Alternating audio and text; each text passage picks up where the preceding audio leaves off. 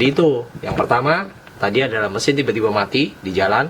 Ini juga penyakit umum dari dulu sih, kalau bensinnya habis otomatis mesinnya mati. Yang kedua, nggak mau di starter. Ya, caranya tadi untuk ngeceknya ada yang kita tunjukin, yaitu dengan busi. Yang ketiga, yaitu tiba-tiba setelah mati dinyalain lagi nggak bisa. Ya, artinya tiba-tiba mendadak nih, matiin mobil mau nyalain lagi nggak bisa. Itu juga caranya sama, cek busi juga.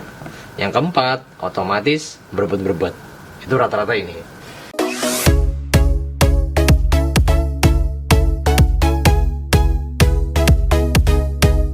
Assalamualaikum warahmatullahi wabarakatuh. Salam sejahtera penuh berkah buat kalian semua yang terus mantengin channel ini. Balik lagi di channel ALK Part, channel yang selalu ngebahas seputar otomotif, hobi, dan juga spare part mobil. Bareng saya, Firman Hediansa. Oke, di video kali ini kita mau bahas apa? Jangan pernah lupa untuk like, subscribe, dan klik tombol notification supaya kalian terus dapat update video dari kita.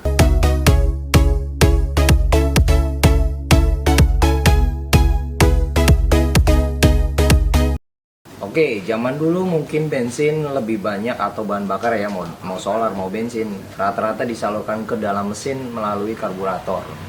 Tapi untuk saat ini eranya adalah injeksi. Kenapa injeksi? Karena hampir semua kendaraan, apapun kendaraannya, mau mobil, mau motor, mau alat berat pun untuk saat ini rata-rata dijalankan melalui ECU ya. Jadi otomatis dengan adanya injeksi ini diharapkan konsumsi bahan bakar yang tadinya boros karena sistem karbu adalah menyerap bensin melalui klep, katup, main jet maupun pilot jet yang semuanya mekanisme. Dengan adanya sistem injeksi ini yang melalui ECU, jadi lebih bisa diatur pengeluaran bahan bakarnya. Jadi dengan seperti itu otomatis lebih irit. Oke, kalau sudah hubungannya dengan injeksi, pasti itu rata-rata posisinya akan ada di bagian atas mobil. Karena injektor sendiri pasti berhubungan dengan cylinder head, di mana cylinder head itu adalah posisinya di atas bagian mesin mobil. Di mana injektor tersebut tiap mobil berbeda posisinya. Tapi yang jelas rata-rata kelihatan dari bagian atas mobil selama tidak tertutup bagian manifold atau tertutup bagian filter yang lain. Oke, kalau di mobil ini, di Ford Fiesta ini, injektor posisinya ada di depan ya, di depan ya. Ini ada 4 karena 4 silinder, jadi otomatis ada 4 injektor, 1 2 3 4, dan posisinya ada di bagian sini. Biasanya injektor ini akan berhubungan dengan manifold. Oke, kita tunjukin contohnya seperti apa. Oke, saya nggak perlu angkat ya, lumayan berat juga. Oke, nggak perlu angkat ini karena lumayan berat. Jadi kalau tadi posisinya di dalam mesin, kita udah copot nih, dan posisinya akhirnya menjadi seperti ini. Jadi apa aja yang ada di bagian manifold itu adalah salah satunya adalah ada bagian injektornya. Dan injektor ini tiap mobil otomatis tergantung silindernya. Kalau dia silindernya 3, otomatis injektornya 3. Kalau misalkan silindernya 8, ya otomatis injektornya 8. Kalau ada 6 berarti 6, tergantung jumlah dari silindernya ya. Kalau ini sama, ini 4, posisinya ada di manifold. Manifold itu apa? Manifold adalah tempat masuknya angin dari filter. Ini angin masuk, akan masuk ke bagian manifold yang ada ini, dan akhirnya dari injektor ini akan menyemburkan angin dan bensin secara bersamaan. Nah, oke, kalau injektor ini bergeraknya karena apa dan semprotannya karena apa? Karena yang ini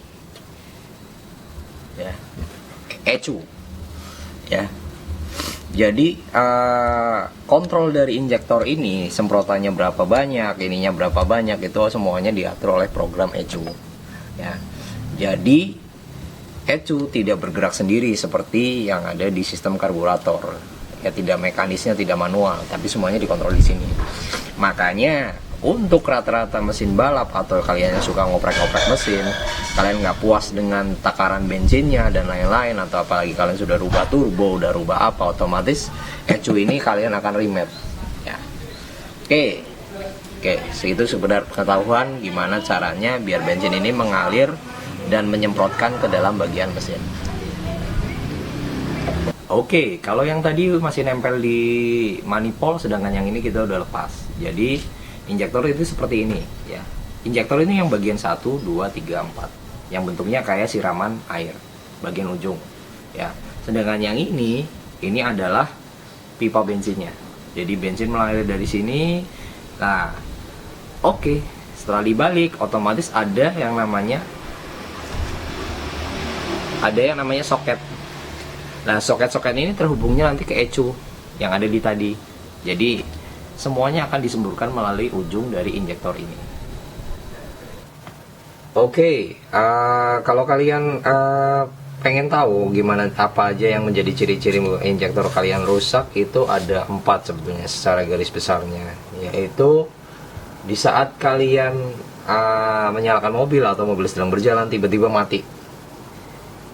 Ya, tiba-tiba mati. Memang banyak hal, tapi kalau injektor itu lebih enak lagi. Biasanya kalau injektor ini bermasalah, biasanya di starter.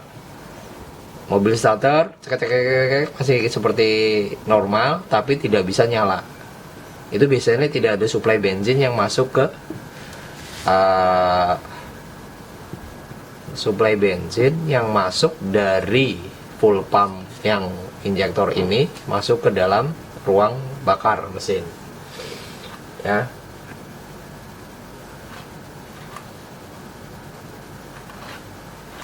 Yang kedua, mobil ini susah di starter ya. Kalau susah di starter memang ada 2 indikasi yang harus kalian pahamin ya. Kalau susah di starter, otomatis ada 2 hal yang harus kalian benar-benar cek dulu sebelum memastikan bahwa injektor yang ada di sini ini bermasalah ya. Yaitu ini geser, kalian harus ngecek yang namanya ini dulu ya, busi ini dulu. Jangan kemana-mana dulu ya. Kalau busi ini elektrodanya bagian ujung ini masih kering ya, kalau 4 silindernya ini masih kering, berarti kemungkinan besar kalau di starter tidak nyala adalah injektornya yang bermasalah ya. Tapi kalau ininya basah, berarti ininya yang bermasalah ya. Jadi patokannya ini dulu, baru ke sini. Sedangkan kalau misalkan injektornya bermasalah, otomatis starter itu tetap nggak akan bisa nyala karena ruang bakarnya masih dingin, tidak ada suplai bensin. Gimana mau nyala? Cuma ada angin sama tekanan, cuma ada angin dan api. Saya percikan api. Oke. Yang ketiga, mesin mati dan tidak bisa hidup lagi. Ya, mesin mati dan tidak bisa hidup lagi. Itu bisa dari sini ya, tapi bisa juga dari akinya juga ya. Makanya harus dicek dengan cara membuka busi mobil ya, lagi sama membuka busi mobil dan pastikan ini tidak basah. Kalau ini tidak basah, kemungkinan besar ada di injektornya. Kalau tidak bisa di starter lagi ya, poinnya cek businya dulu, jangan langsung bongkar injektornya. Kalau businya ini tetap kering, artinya seperti ini, tidak ada tumpahan oli, minyak ataupun benar-benar kering, itu berarti bukan businya. Tapi kalau basah berarti businya harus diganti. Ini elektrodanya nih bagian ujung. Nah, kalau ini kering berarti otomatis injektornya yang harus dicek ya. Karena ini semuanya berjalan karena adanya ini ya, perintah dari ECU ya. Di sini ada solenoid. Semua barang elektronik yang berhubungan dengan pompa, semprotan, pergerakan atau penggantian, semuanya dari solenoid. Solenoidnya di mana nanti saya tunjukin. Oke, yang terakhir, yang keempat adalah mesin mudah berbet. Artinya mesin tidak mati, tetapi di saat RPM tinggi ya, di saat gas RPM 3000 itu rata-rata bertetetetetet, itu artinya suplai bensinnya berkurang. Kalau hal itu terjadi, biasanya mendekati ke arah injektor yang rusak ya.